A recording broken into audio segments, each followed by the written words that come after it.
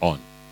Ntabwo turi abakozi b'Imana gusa. We are not just servants of God, ahubwo but turakorana nayo. We are co-workers. Iyo hari umuntu burya abakozi b'Imana barayizera. Those who serve God, they trust Him. Abakozi b'Imana barayizeye pe. Those who serve God, they trust Him. Ariko abakorana nayo, but those who are co-workers with God, nabizewe n'Imana. They are those who are trusted by God. Cyane niyo difference hano. That's the difference. Nukuvuga ngo iyo Imana yahamagaye umuntu, when God calls you ikamuhamagara kugira ngo abe umukozi, and you're a servant, nuko wa mukozi aba yizeye Imana. That servant trusts God. Kandi abantu bose bizeye Imana. And all people trust God. Ariko iyo Imana iguhamagaye kugira ngo mukorane nayo, but when God calls you to be a co-servant with Him, wewe ubu yizeye yego, yes, you trusted God, ariko cyane cyane Imana niyo ibikwizeye, and now you turn to be trusted by God. yashimye gukorana nawe. So God wished to work with you. Nimuvuge ngo amen. Say amen. Gukorana n'Imana, serving with God, ni kindi kintu kiri hejuru yo kuba umukozi wawe. It's another step far better than serving God. IKOMBEtv. Because we have a long way to go. Ariko amatwa nsumira hari uwundi munsi uzobaho w'igitaramo kirambuye muri no minsi igiye gukurikira. God willing, will come back and share more. Iri jambo nabonye ari ryo bashizeho kugira ngo tuzoriganire. This is the theme of today. Ni jambo Daudi yavuze. David said this. Aya magambo yanditse mu gitabo ca Zaburi. These words in Psalms. Hariho Zaburi za Daudi. There are psalms that were authored by David. Hakaba Zaburi ya Mose. Others for Moses. Hakaba na Zaburi z'abandi. And many others. Ariko iyi ngiyi ni Zaburi ya Daudi yari. But particularly for this belonged to David. Yaravuze ngo mwabategereza Uwiteka mwese mwe. He said, you who wait for the Lord, ngo nimukome, be strong. Reka mbanza mvuge hejuru ijambo ryitwa gutegereza. Let me talk about the waiting. Nimba hari ibintu bigoye bibaho ku isi, if there is any difficult thing in the world, ijambo ryitwa gutegereza riragoye cyane. Waiting is too difficult. Muri uyu mugoroba reka mvuge gutegereza ahantu habiri. Let me remind you about waiting twice. Ndavuga gutegereza iyo umuntu agiye gusaba amafaranga kuri banki. I will remind you, if you have ever been to the bank, uzusanga abantu batonze, you make a wrong queue, bikaba ngombwa kuko uhagarara imbere yaho usanze uwanyuma ge, and you wait where you found the queue. Nukuvuga ngo iyo ushaka gutora amafaranga uyakoresha ikintu runaka, that means if you need that money for a certain purpose, iyo mpamvu yaba yihutirwa cyangwa itihutirwa, that purpose, whether it's emergency or not, haba ikintu cyitwa kurambira, you will be discouraged of the waiting.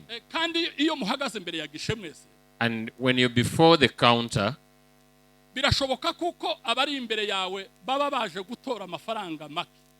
Maybe those who are before you want small amount of money, ariko ntiwobimenye, but you can't know.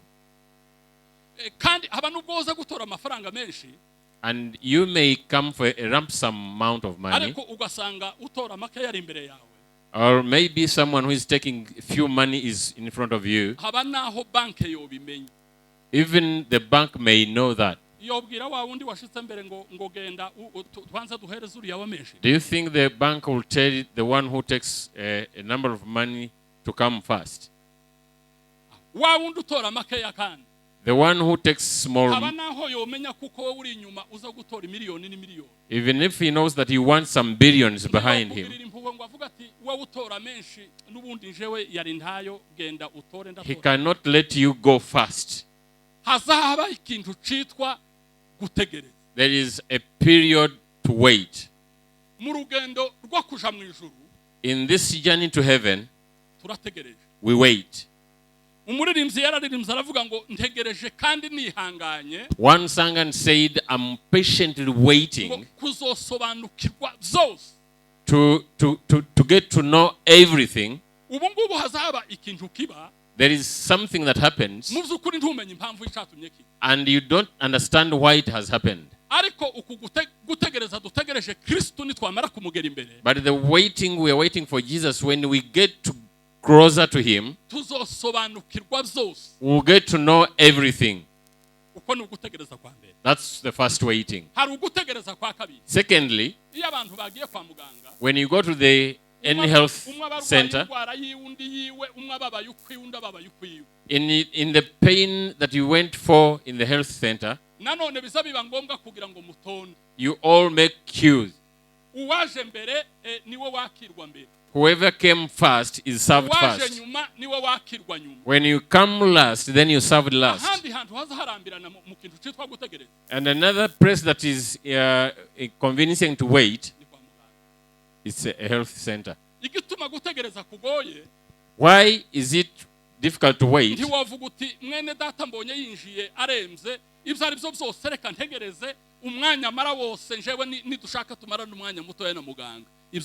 You cannot say that I wait for those one who are in emergency. But you always say, I wish I can go there first. And you remember when you go in, someone else is waiting.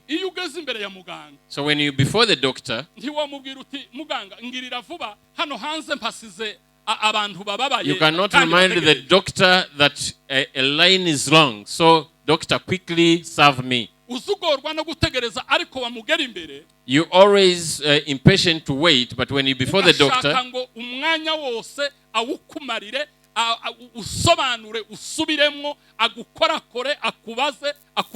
you want to explain the doctor again and again until he meets your disease. But there is a time to wait. People who wait upon the Lord, be strong. Amen. Amen. Be strong. And let your hearts be courageous. There is one day when we will see God. All these days that we waited for, we will forget as if it's a dream. Ibi bintu abantu baza badusiga nkuko nguko kwa bishop yadusize imitima ikikanga kumva urikanga. Let me tell you why these people go fast and then we are discouraged. Hari ibintu bibiri ngiye kuvuga sinza kubitinda. There are two things that happens. Nitubona umwanya, when we get time, muri iyi minsi tukiri kumwe, in the days we are together, nibwo nzobabwira ikizoba gisiga. I will tell you the last one. Nimuvuge ngo amen. Say amen. Abakozi b'Imana, the servants of God, there are two types of servants. They are servants of God, and there are those who serve with God. Are they different? Are they different? You might serve God, and they are co-workers with God. Say amen. For us who are servants of God, they are those who are called to be servants of God. And there are others who are co-servants with God. Muri ibyo bintu zombi reka numve ko mwoba namwe muza mwifuza ukonza nifuza kuba umukozi w'Imana wahamagawe nayo, no kuba ukorana nayo wahamagawe nayo, umuntu yotorika. To be a servant of God and to be a co-work with God, what would you prefer? Gukorana nayo niko kwiza. Ese gukorana nayo ni ukuvuga ngo umuntu ntaba ari umukozi gusa. Being a co-worker with God, that means you're not just a servant.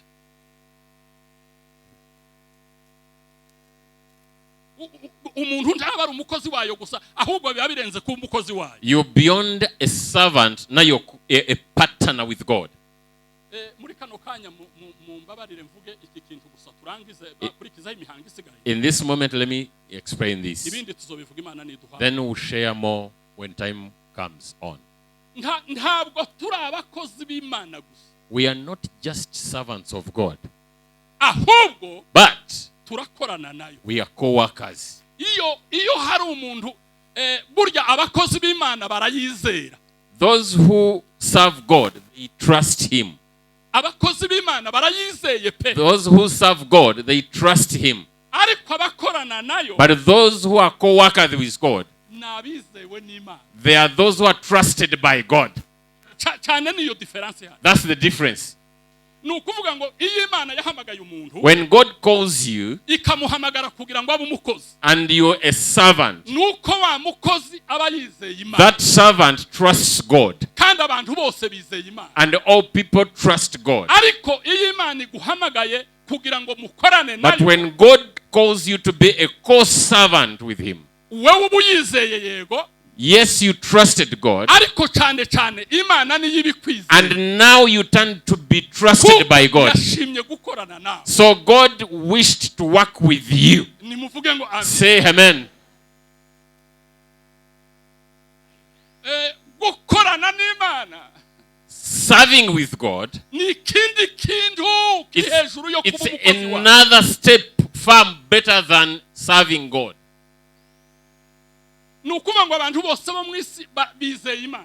All people trust in God. Even demons trust God. They trust God, for they tremble before God. Though all people trust God, but he trusts few. That's only the difference between. All people trust God, but him, he trusts the selected few. Among the selected few trusted, I wish you be trusted by God. And you be among the few trusted by God. That's why Paul said, I thank God, for he said, for he thought that I'm trustworthy. I'm asking the servant, if God thought that he is to be trusted, do you think people were trusting him? Was he loved by people? Was Paul killed by any disease? People killed him. Those people are trusting him. We confuse ourselves in small things. To be trusted by God, don't think even people trust you. Paul said that I thank God for he thought that I am trustworthy and I love this. When God sees you trusting him, he tells you to work. But when God trusts you, you don't just get something to serve, but he patterns the work with you. When God trusts you, he gives you the work to do. I now submit this to you, for you do it as I should do it. So when God trusts someone, he puts all his knowledge and all the capacity and all the power and all the love. Say hallelujah.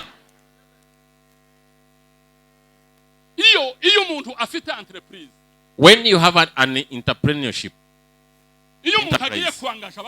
when you're employing workers,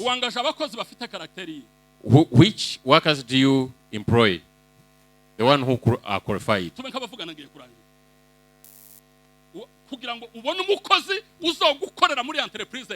wangaje umukozi umeze gute to employ someone in your company, umwizerwa ufite ubumenyi one who is has knowledge, experienced, wasigiye has knowledge about ikindi kimwe gikomeye nubwo ari byinshi one more thing, experience, ufite experience with experience. ni muvuge ngo haleluya, Say hallelujah. nico cyatumye Paulo avuga That's why Paul said, mu gihe uzosha gutora abakozi by the time you choose, ntugatora umuntu ucemera vuba. don't just choose those who are just believers.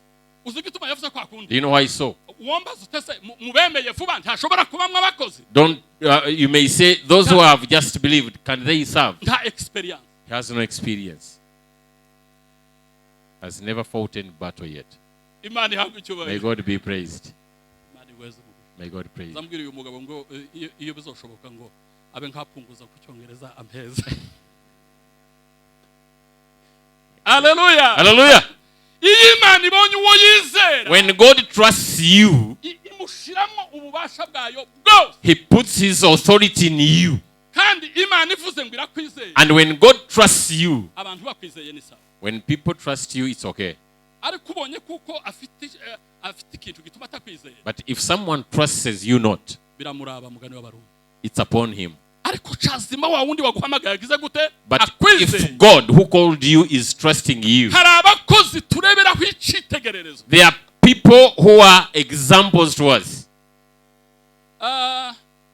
Hagaze ahabwo mpamagara pastor Huri.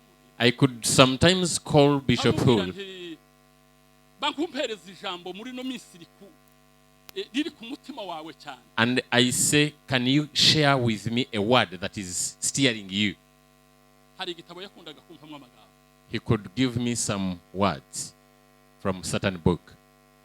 Umunsi umwe naramutwengeje cyane ndamubwira nti iyaba byashobokaga ngo umuntu akaba uwundi ijambo nkakuriya bazakaba amafaranga wari nkabaga nkazori kwishyura uwundi munsi. One day I made him laugh when I said, I wish you can lend me words. I repay. When God sees a trusted servant, hallelujah, hallelujah, nukuvuga ngo icayo kibari ico ngisho abasigaye kumushira mu imbaraga za. That means his is done only the authority that he needs from God. Reka ntanga uburorero bibiri ndangiza. Let me give 2 examples. Mu gitabo cy'Abaefeso 3:20 In Ephesians 3:20, hari ijambo riteye ubwoba ribamwe. there is an amazing word. Iryo jambo riravuga ngo ibasha gukora ibiruta cyane. It says we can do more than we ask and think, kuko imbaraga zayo ziri as his powers are zidukoreramo that serves in us. Let me ask. Kubera iki imbaraga zayo Imana yabonye kuko arabo yizeye bakwiriye kubikigega cyane. And why do you think the trusted should be a store for the power of God? Igihe kimwe twigeze kuja mu rugendo shuri mu gihugu cya Israel. One day we went to Israel for studies. Uraija nukuvuga ngo hari umunezero nanezerewe ngezeyo urangana n'umubabaro n'ababaye ngezeyo. The joy I had is equivalent to the grief that I had when I was there. Nanezerewe kubona igihugu cya Israel nindiri ibikorwa by'Imana Imana yashatse gukorera ku isi. I was happy just because the land of Israel is a center of God's work. He selected the nation. He selected in Israel, chose. And you cannot ask God why.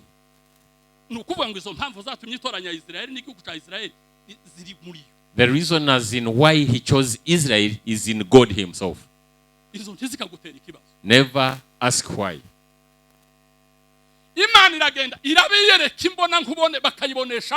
God manifested himself to Israelites and they saw God.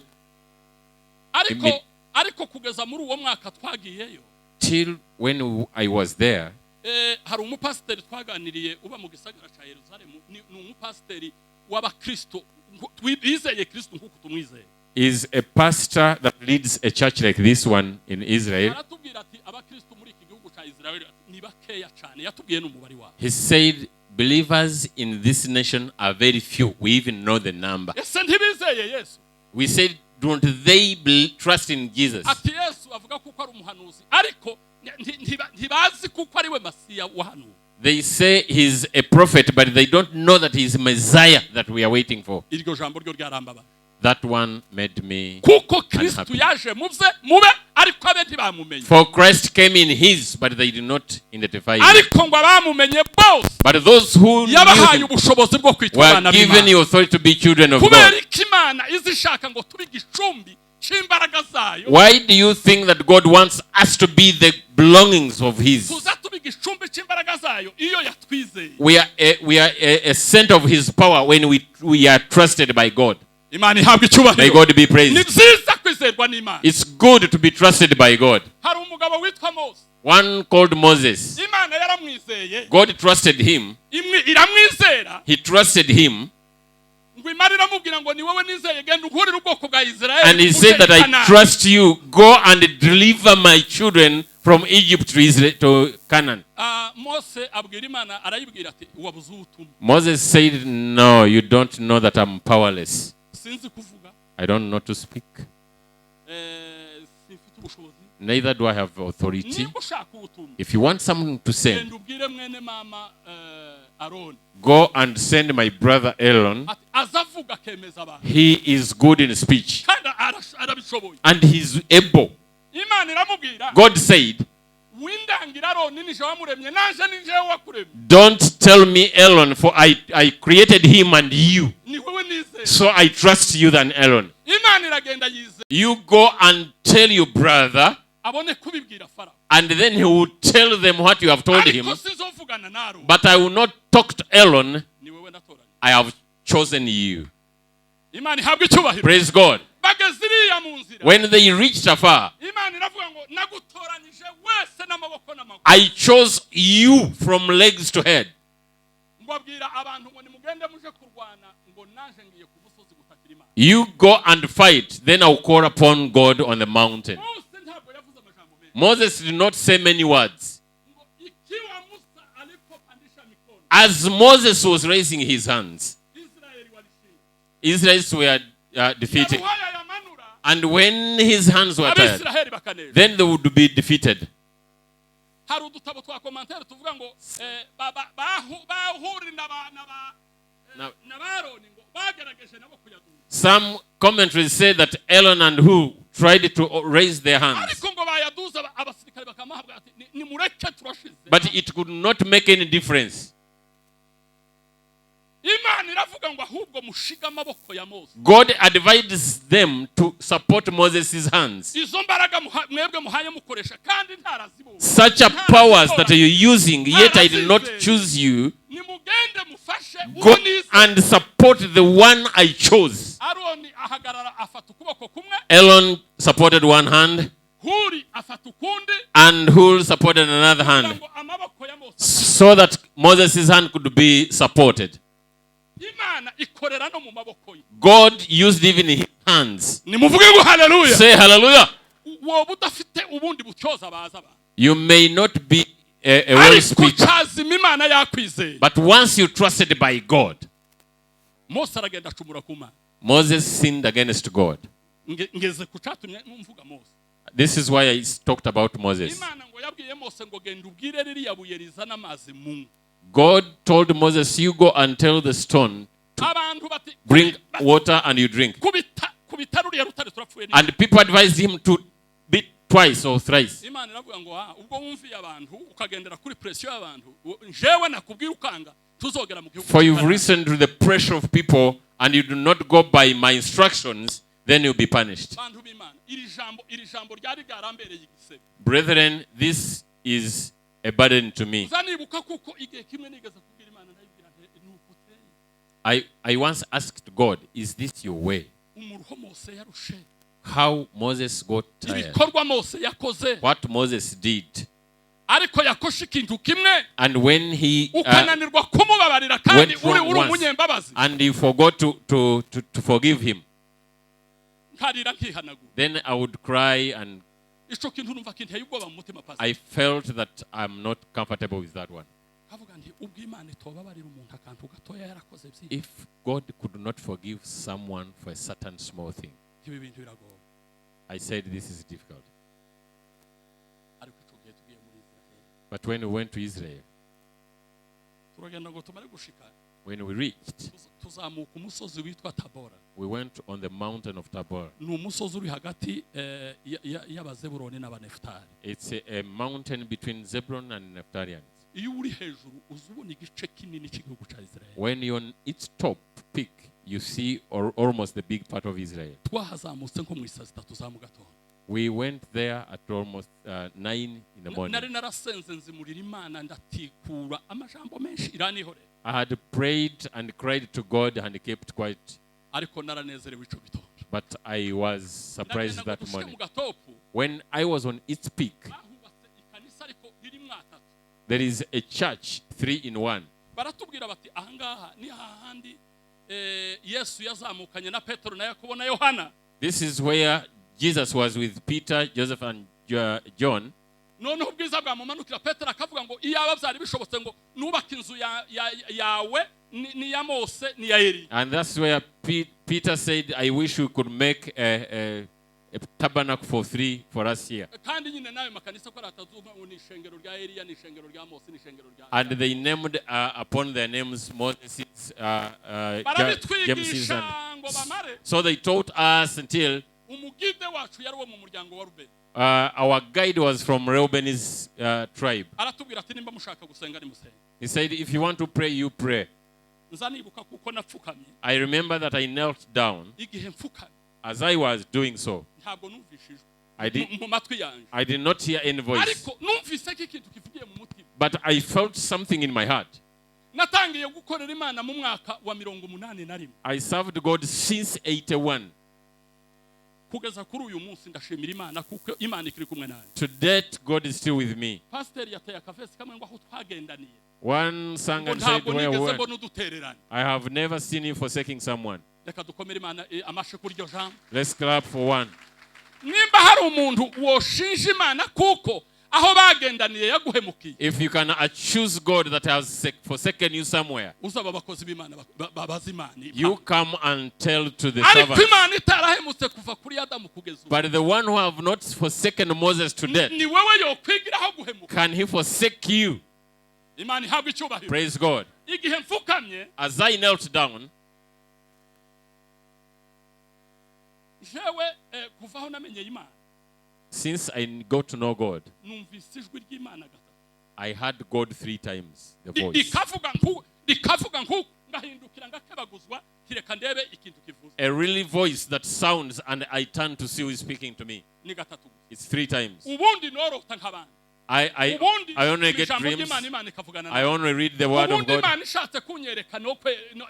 God can reveal to me something. You go and announce his death. Hallelujah. Praise God.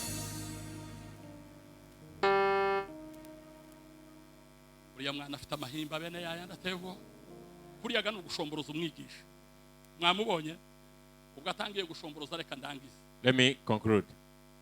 Umunsi umwe twari kumwe na Nzabakiza namubonye hano. One day I was with Nzabakiza somewhere there. Ari Nzabakiza. He's there. Tukaba turi ku Gisenyi badutumiye sinana namubonye kuko yaje. We were in Gisenyi and were invited. Ni kariya karwara yarwaye nawe. It's like his disease. Aragenda ati musubize mu gisirimba agisubizamwe araguruka ava nkiriya. He jumped from the congregation to the here. Then they stopped the music. He shouted and said, what is happening? How will I go back?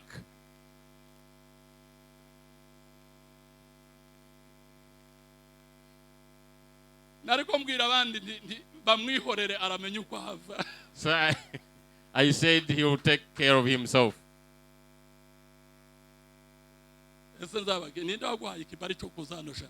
Who gave you an offer to come? Then you will talk. Praise God.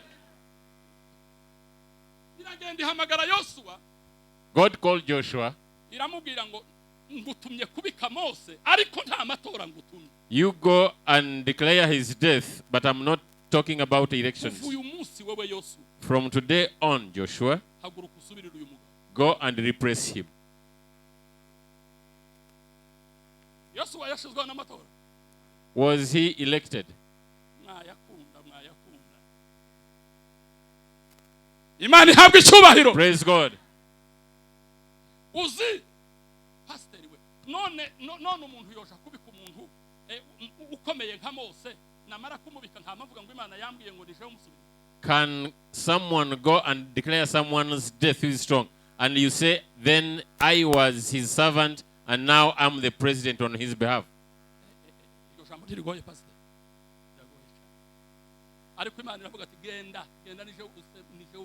But God said, you go. I've said it. Joshua went. God told me that Moses is no more. If it was like this time, we would stone him to death. You were with him. What killed him? Where? Where is his grave? Can you explain that? Can you explain that one?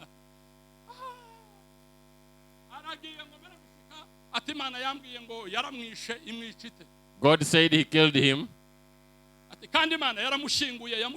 He buried him where? And he did all the vigil. Then that one would be investigated.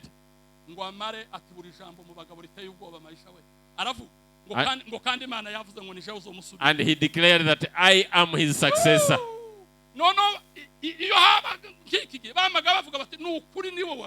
Then they would say you killed him.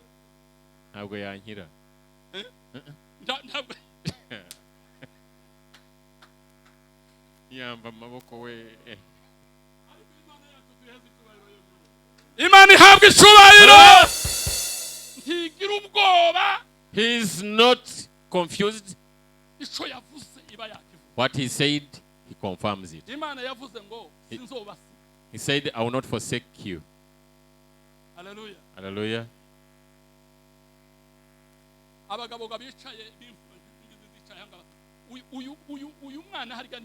Who is this young man?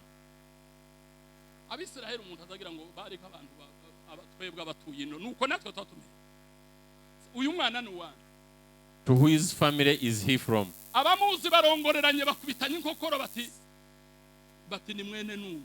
He's the son of Nun. Who? Nun. Nun.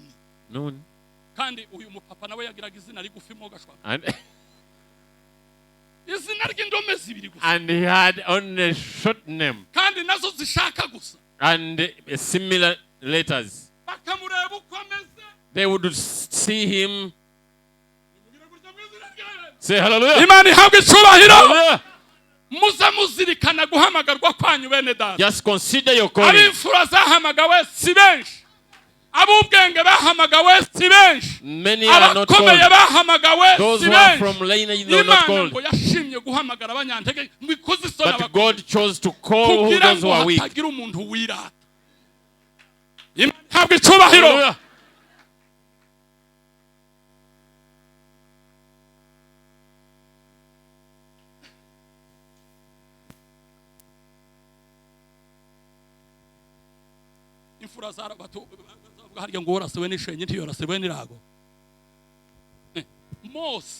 Moses,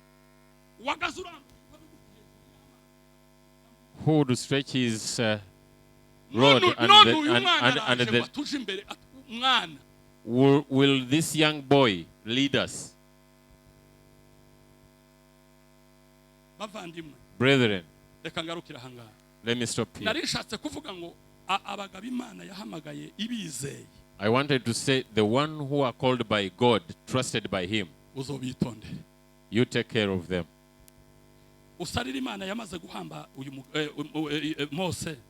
When God buried Moses, Satani ngo iraza. And Satan came Ngo ije kwiba intumbi. to steal his body. Muzamu asoma bishop. Imana ese ko yari intumbi. Imana yaremeye Satani irayijana cyangwa ntiyayijana? Do you think God allowed the Satan to take the body? Imana yavuze ngo iki? What did God say? Yaravuze mu gitabo ca Yuda. He said in Jude, Yaravuze ngo, he said, Uwiteka guhane yewe Satani. God may punish you. Nasomye gatabo ka commentary. A commentary said, Karavuga ngo icatumye ngo Imana yima intumbi ya Mose ikayima Satani. why God denied the body of Moses to Satan? Mose ngo niwe wari igicumbi c'amasezerano y'Abisiraheli. Moses was the center of all promises for Israel. Bavuga bene uku nguku abanyabwenge bari mu kubona nk'agahanga k'umuntu wapfuye kera. And then they saw his skull. Bakamenya iwabo. They see his lineage, what killed him, and where he died from. Isn't it? And God said he will maneuver his promises.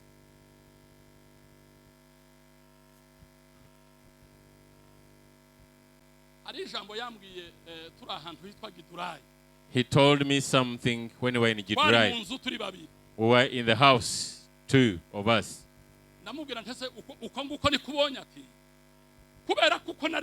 For I knew him.